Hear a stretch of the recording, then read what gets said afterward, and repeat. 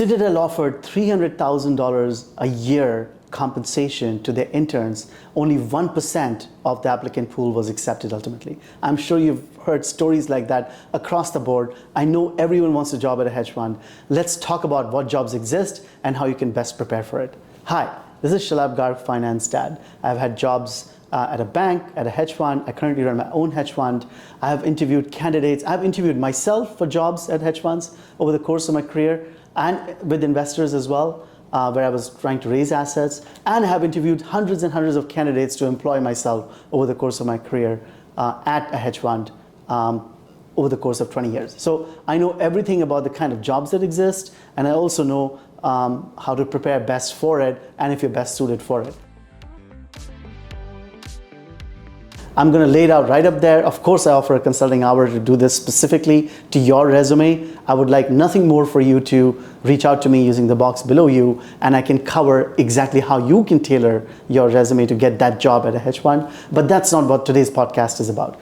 First of all, what kind of jobs exist? 75% of the jobs that exist at a hedge fund are about how to make money, which is either you're in the front office where you're trying to run a strategy to create investor return. But that's not the only kind of job that exists. There's a job that exists to support that function. There's a job that exists in business development to cover investors and to cover clients. There's a job that exists in middle office and back office to process trades. There's a job that exists in compliance to make sure that trade allocation is being done correctly. So there's all kinds of jobs that exist at a hedge fund. All of them are very highly paid for the job that it is. So in other words, if you're working in compliance at a hedge fund, your income is not going to be the same as if you're running an investment strategy as a hedge fund. That's pretty obvious. But at the same time, for jobs within compliance, all in aggregate, that job would be one of the higher paid compliance jobs.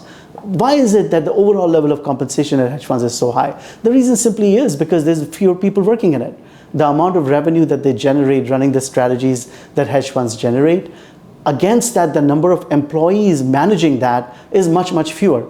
Would it surprise you if I told you less than 1,500 people work in all hedge funds globally, including all positions globally in the industry? So clearly, for an industry that manages over $5 trillion today, of which they generate as much as 1.5% to 2% in management fee alone, and then incentive fee on top, which including leverage could be billions and billions of dollars, only 1,500 people work within hedge funds. That includes front office, back office, and middle office. So clearly, if the number of people are going to be fewer, revenue being so high, so per employee compensation will obviously be very high, but it also means the threshold to get into a hedge fund will be much higher as well. The key advice I can give you, whether you're starting out as a starting out person or as an intermediary at a hedge fund, is that you will be responsible for a task entirely. So eye to detail and not making mistakes is really, really, really important.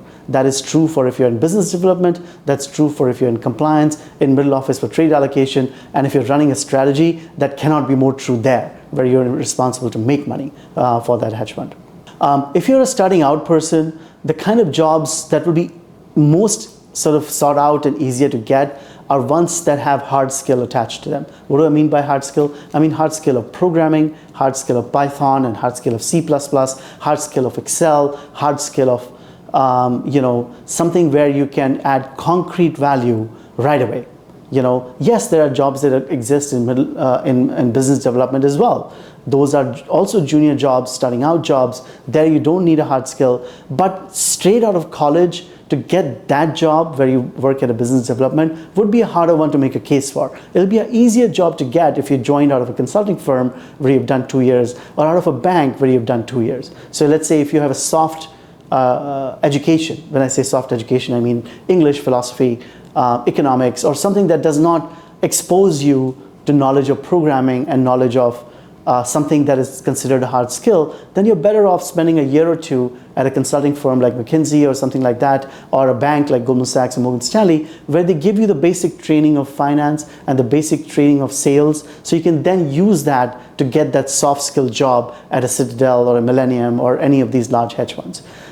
If you have a hard skill where you've done either a PhD or a master's already, and you're efficient and you know everything there is to know about programming, or if your skill base is in having studied physics and mathematics, then you can apply for a starting out job at these firms, because artificial intelligence is a big buzzword. So if you have access or knowledge of or training in artificial intelligence, then they're happy to train you in finance. You don't need to know as much as someone with a soft skill would need to know, and you can apply it directly. And there, I would focus in terms of strategies of interviewing.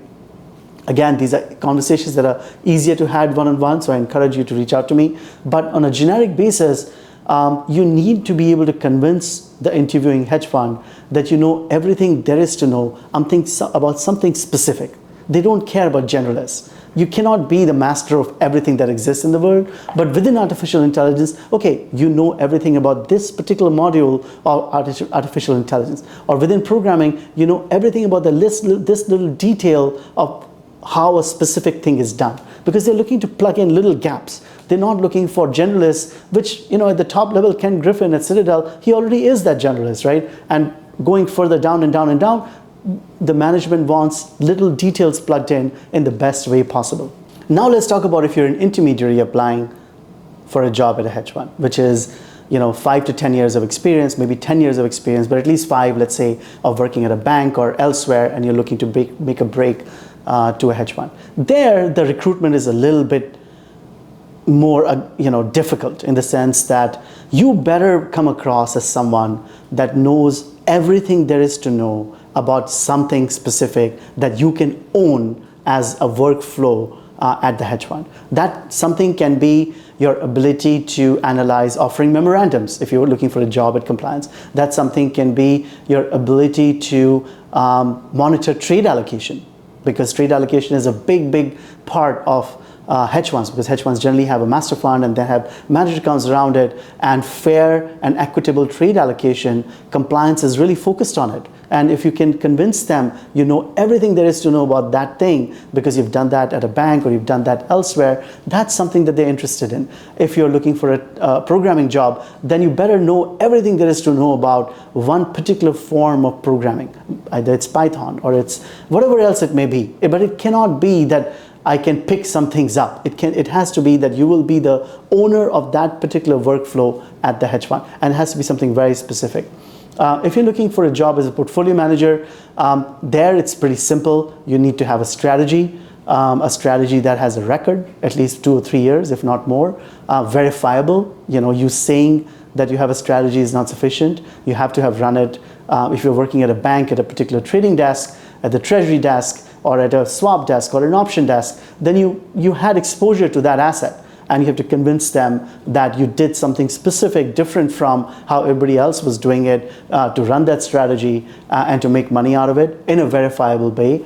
And if you can do that, they would take a shot at you, because they're in the business of getting talent in, right? You must have heard these, all these stories about how there is a war around getting talent into a hedge fund, because that's all they're looking to do. They have unlimited amount of assets, and they're looking to deploy it in a way that they can create return out of it. So if you have something specific that's different, different doesn't mean there has to be a whole new kind of asset class, right? Different just means that the way you are approaching it is different than how other PMs and other people may be approaching it. And if you can prove that and verify in a verifiable way, they would talk to you and they would give you a job, because they have nothing to lose. If you don't do well, even for a 6 months to a 1 year period, they can move on from you, fire you and move on from you. It's not like they're advertising your name to their investors. You're a line item within the hedge fund.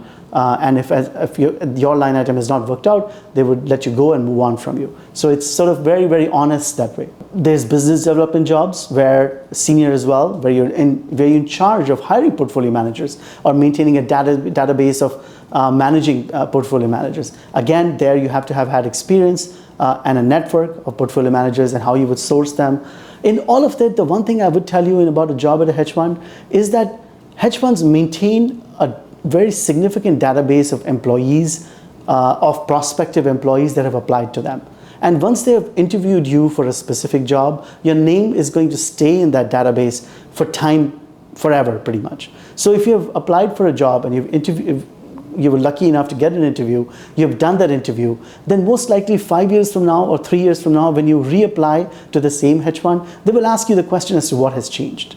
So the key piece of advice I want to leave you with is don't apply to a hedge fund until you find yourself completely ready to apply to a hedge fund, because they maintain that database of who has applied to them, and they will not interview you again until something really significant has changed in your resume. So, it's not a freebie. They interview a lot of people, and interviewing with them is not a freebie where you can interview today and you say to yourself, it doesn't work out today, I can always apply another year or 2 years from now. In fact, quite the opposite. They most likely will not interview you again because they've made a decision on you in interviewing you for the first time. So if I could leave you with one important tidbit, it's that hedge funds are very good at maintaining a database of people that have interviewed with them, and they will not keep coming back to the same people again and again and again only because a few years have passed by. People have long careers. It's not like at a bank, like Morgan Stanley. People keep changing there, right? So a new boss comes in and he or she may be interviewing other candidates. At a hedge fund, at a core level, not a whole lot changes because they're managing assets for a very long period of time. It's a long job. So hence, they're not the kind of people that will keep, this is particularly true for portfolio management jobs. If you have presented a strategy to them, be careful that that strategy is ready to be presented, both in terms of what the edge is and in terms of what your particular value added to that strategy is. Don't be of the opinion that you can always re-interview again. They will not interview you again.